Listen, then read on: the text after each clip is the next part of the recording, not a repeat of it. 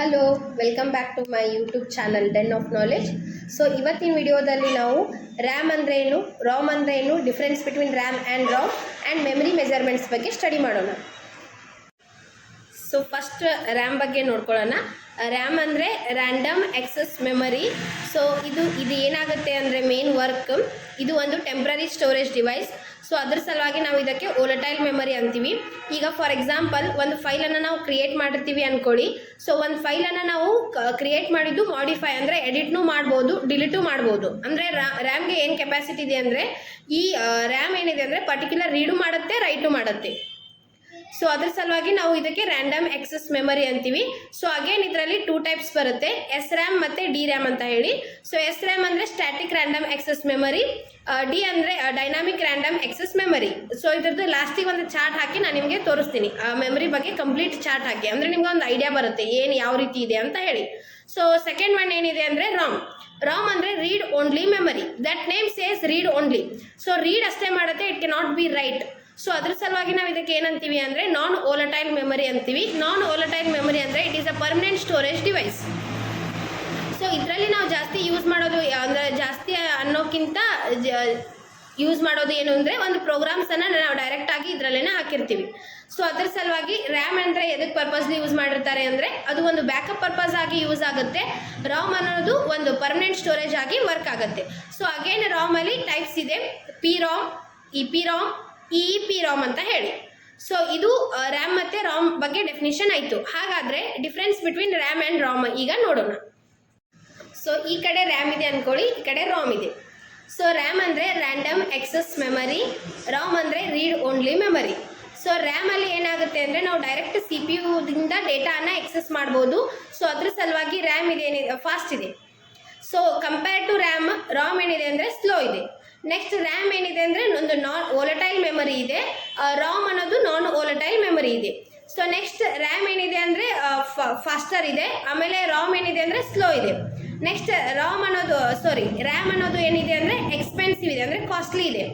ರಾಮ್ ಏನಿದೆ ಅಂದರೆ cheaper than RAM. So ಏನಿದೆ ಅಂದರೆ ಇದರಲ್ಲಿ ನಾವು ಕಂಪೇರ್ ಟು ರ್ಯಾಮ್ ತೊಗೊಳ್ಳೋದಾದರೆ ರಾಮ್ ಏನಿದೆ ಅಂದರೆ ಸ್ವಲ್ಪ ಕಡಿಮೆ ಬೆಲೆ ಸಿಗುತ್ತೆ. ಲೈಕ್ ಈಗ ನಾವು 10,000ಗೆ ರ್ಯಾಮ್ ಸಿಗ್ತಾ ಇತ್ತು ಅಂದರೆ 8,000ಗೆ ನಾವು ರಾಮ್ ತೊಗೋಬೋದು. ಸೊ ನೆಕ್ಸ್ಟ್ ರ್ಯಾಮ್ ಬಗ್ಗೆ ಟೈಪ್ಸ್ ನೋಡೋದಾದರೆ ಎಸ್ ರ್ಯಾಮ್, ಆಮೇಲೆ ಡಿ ರ್ಯಾಮ್. ರಾಮ್ ಬಗ್ಗೆ ಟೈಪ್ಸ್ ನೋಡೋದಾದರೆ P ROM, E P ROM, double E P ROM. So ಇದು main difference between RAM and ROM. So next memory ಮೆಜರ್ಮೆಂಟ್ಸನ್ನು ನೋಡೋಣ. So next concept memory measurements. So first ಬರೋದಾದರೆ 1 ಬಿಟ್ ಅಂದರೆ 0 ಮತ್ತು 1 ಬರುತ್ತೆ ಇಲ್ಲಿ. ಸೊ 0 ಆ್ಯಂಡ್ 1 ಬಂದಾಗ ಅಂದರೆ ಅದು ಒಂದು ಸಿಂಗಲ್ ಬಿಟ್ ಅಂತ ಹೇಳಿ ಕನ್ಸಿಡರ್ ಆಗುತ್ತೆ. Next 8 bits equal to 1 byte. ಅಂದರೆ 1 ಬೈಟ್ ಅಂದರೆ ಯಾವ ರೀತಿ ಅಂದರೆ ಫಾರ್ ಎಕ್ಸಾಂಪಲ್ 1101 0111 ಈ ರೀತಿ 8 ಬಿಟ್ಸ್ ಇದ್ದಾಗ ಎಷ್ಟಾಗುತ್ತೆ ಅಂದರೆ 1 ಬೈಟ್ ಆಗುತ್ತೆ. ನೆಕ್ಸ್ಟ್ ಸೆಕೆಂಡ್ ಬರೋದು measurement K B. So 1024 bytes equal to 1 K B ಅಂದರೆ ಕಿಲೋ ಬೈಟ್. ನೆಕ್ಸ್ಟ್ ಬರೋದು measurements M B. So 1 MB ಅಂದರೆ ಎಷ್ಟು ಅಂದರೆ 1024 KB ಆಗುತ್ತೆ. ಸೊ MB ಅಂದರೆ ಮೆಗಾಬೈಟ್. ನೆಕ್ಸ್ಟ್ ಬರೋದು ಜಿ ಬಿ. ಸೊ ನಾವು ಆಲ್ಮೋಸ್ಟ್ ಎಲ್ಲರೂ ಜಿ ಬಿನೇ ಮಾತಾಡ್ತೀವಿ. ಸೊ ಈಗ ಲೇಟೆಸ್ಟ್ ಬರೋದು ಹಾರ್ಡ್ ಡಿಸ್ಕ್ ಬಂದಿದೆ ರ್ಯಾಮಲ್ಲಿ. So 1024 GB equal to 1 TB ಅಂದರೆ ಟೆರಾಬೈಟ್. ಸೊ ಇಲ್ಲಿ ಜಿ ಬಿ ಅಂದರೆ ಎಷ್ಟಾಗುತ್ತೆ ಅಂದರೆ ಇಲ್ಲಿ ಜಿ ಬಿ ನಾನು ಹಾಕಿಲ್ಲ. ಸೊ 1 GB ಅಂದರೆ ಎಷ್ಟಾಗುತ್ತೆ ಅಂದರೆ 1024 MB ಆಗುತ್ತೆ. ಸೊ ನೆಕ್ಸ್ಟ್ ಇದು ಒಂದೇ ಒಂದು ಎಕ್ಸಾಮಲ್ಲಿ ಕೇಳಿದ್ದಾರೆ ನಿಬ್ಬಲ್ ಅಂದರೆ ಏನು ಅಂತ ಹೇಳಿ. So 4 bits equal to 1 nibble ಆಗುತ್ತೆ. ಸೊ ನೆಕ್ಸ್ಟ್ ಏನಿದೆ ಅಂದರೆ ಕ್ಲಾಸ್. ನೆಕ್ಸ್ಟ್ ನೋಡಿ, ಈಗ ಮೆಮರಿ ಬಗ್ಗೆ ಚಾರ್ಟ್ ಹೇಳ್ತೀನಿ ಅಂದಿದ್ದೆ. ಸೊ ಅದ್ರ ಸಲುವಾಗಿ ಈ ಚಾರ್ಟನ್ನು ಒಂದು ಸಲ ನೋಡ್ಕೊಂಬಿಡಿ. ಮೇನ್ ಬರೋದು ಮೆಮರಿಯಲ್ಲಿ ಅಗೇನ್ 2 ಟೈಪ್ಸ್, ಒಂದು ಪ್ರೈಮರಿ ಮೆಮರಿ, ಇನ್ನೊಂದು secondary memory. Primary memory it is also called as main memory. Secondary memory it is also called as auxiliary memory. So next ಮೆಮರಿಯಲ್ಲಿ ಅಂದರೆ ಮೇನ್ ಟೈಪ್ಸ್ ಆಫ್ ಮೆಮರಿ ಅಂತ ಭಾಳ ಸಲ ಕೇಳಿರ್ತಾರೆ. So ನಾನು ಅದ್ರ ಸಲುವಾಗಿ ಈ ಚಾರ್ಟನ್ನು ಕೊಡ್ತಾ ಇರೋದು. ಸೊ ಮೇನ್ ಮೆಮರಿ ಅಲ್ಲಿ again 2 types, RAM and ROM. So ರ್ಯಾಮಲ್ಲಿ ಅಗೇನ್ 2 ಟೈಪ್ಸ್, ಎಸ್ ರ್ಯಾಮ್ ಆಮೇಲೆ ಡಿ ರ್ಯಾಮ್. ಆಮೇಲೆ ರಾಮಲ್ಲಿ again 3 types, E P ROM, double E P ROM, ಆಮೇಲೆ ಪಿ ರಾಮ್. ಸೆಕೆಂಡರಿ ಮೆಮರಿಯಲ್ಲಿ ಯಾವುದೇ ರೀತಿ ಟೈಪ್ಸ್ ಇಲ್ಲ. ಸೊ ಈ ರೀತಿ ಎಕ್ಸಾಂಪಲ್ಸ್ ಬಂದಾಗ ಅದೆಲ್ಲ it's comes under secondary memory ಅಂತ ಹೇಳೋ ಸಲುವಾಗಿ ನಾನು ಇದನ್ನು ಕೊಟ್ಟಿದ್ದೀನಿ. CD ಬರುತ್ತೆ, DVD ಬರುತ್ತೆ, HDD ಅಂದರೆ ಹಾರ್ಡ್ ಡಿಸ್ಕ್, ಫ್ಲಾಪಿ ಡಿಸ್ಕ್, ಆಮೇಲೆ USB ಇದೆಲ್ಲನೂ ಬರೋದು ಸೆಕೆಂಡರಿ ಮೆಮರಿಯಲ್ಲಿ. ಸೊ ಈ ವಿಡಿಯೋದಲ್ಲಿ ನೀವು ರಾಮ್ ಅಂದರೆ ಏನು ಅಂತ ನೋಡ್ಕೊಂಡ್ರಿ, ರ್ಯಾಮ್ ಅಂದರೆ ಏನು ಅಂತ ನೋಡ್ಕೊಂಡ್ರಿ, ಆಮೇಲೆ ಮೆಮರಿ ಮೆಜರ್ಮೆಂಟ್ಸ್ ಏನಂತ ಗೊತ್ತಾಯಿತು, ಆಮೇಲೆ difference between RAM and Ram ಅಂತ ಹೇಳಿ ಗೊತ್ತಾಯಿತು. ಈಗ ನಾವು ಏನು ಡಿಸ್ಕಷನ್ ಮಾಡೋಣ ಅಂದರೆ, ಯಾವ ಎಕ್ಸಾಮ್ ಅಂದರೆ ಪರ್ಟಿಕ್ಯುಲರ್ ಎಲ್ಲ ಎಕ್ಸಾಮ್ಸಲ್ಲೂ ಕಂಪ್ಯೂಟರ್ ಕ್ವಶನ್ಸ್ ಬಂದೇ ಬರುತ್ತೆ. ಸೊ ಅದರಲ್ಲಿ ಮೆಮರಿ ಕೂಡ ಒಂದು ಇಂಪಾರ್ಟೆಂಟ್ ಟಾಪಿಕ್ ಆಗಿರುತ್ತೆ. ಸೊ ಯಾವ ಟೈಪ್ ಆಫ್ ಕ್ವಶನ್ಸ್ ಬರ್ಬೋದು ಅಂತ ಹೇಳಿ ಡಿಸ್ಕಷನ್ ಮಾಡೋಣ.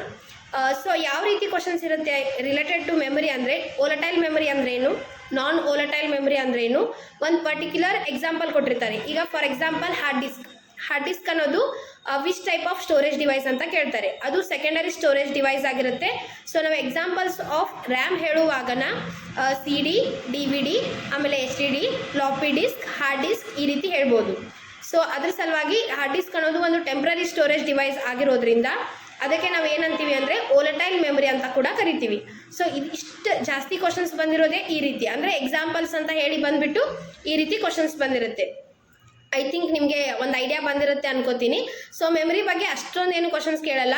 ಸೊ ಕೇಳಿದ್ರು ಈ ರೀತಿ ಕ್ವಶನ್ಸ್ ಕೇಳ್ತಾರೆ. ನೆಕ್ಸ್ಟ್ ಮೆಮರಿ ಮೆಜರ್ಮೆಂಟ್ಸ್ ಬಗ್ಗೆ ಕೇಳ್ತಾರೆ. 1 byte = ಎಷ್ಟು KB, ಆಮೇಲೆ 1024 GB = ಎಷ್ಟು TB, ಈ ರೀತಿ ಕ್ವಶನ್ಸ್ ಕೇಳ್ತಾರೆ. ಅದನ್ನು ನಾನು ನಿಮಗೆ ಕ್ಲಿಯರಾಗಿ ಒಂದು ಚಾರ್ಟೇ ಕೊಟ್ಟಿದ್ದೀನಿ. ಸೊ ನೀವು ಸ್ಕ್ರೀನ್ಶಾಟ್ ತೊಗೊಂಬಿಡಿ, ಅಂದರೆ ಈಸಿ ಆಗುತ್ತೆ ನಿಮಗೆ ಓದಲಿಕ್ಕೆ. ಇರಲಿಲ್ಲ ಅಂದರೆ ಇನ್ನೊಂದ್ಸಲ ಇದೇ ವಿಡಿಯೋ ನೋಡ್ಕೊಂಬಿಡಿ, ಅಂದರೆ ಈಸಿ ಆಗುತ್ತೆ. Thank you so much. I think ಇದೆಲ್ಲರಿಗೂ ನಿಮಗೆ ಯೂಸ್ಫುಲ್ ಆಗುತ್ತೆ ಅನ್ಕೋತೀನಿ. ಇನ್ನೂ ನನ್ನ ಚಾನಲ್ಗೆ ಯಾರ್ಯಾರು ಸಬ್ಸ್ಕ್ರೈಬ್ ಆಗಿಲ್ವೋ ಸಬ್ಸ್ಕ್ರೈಬ್ ಮಾಡಿ, ಆಮೇಲೆ ಬೆಲ್ ಬಟನನ್ನು ಕ್ಲಿಕ್ ಮಾಡಿ. ಯಾವುದೇ ವೀಡಿಯೋಸ್ ಬಂದರೂ ನಿಮಗೆ ನೋಟಿಫಿಕೇಷನ್ ಬರುತ್ತೆ. Thank you.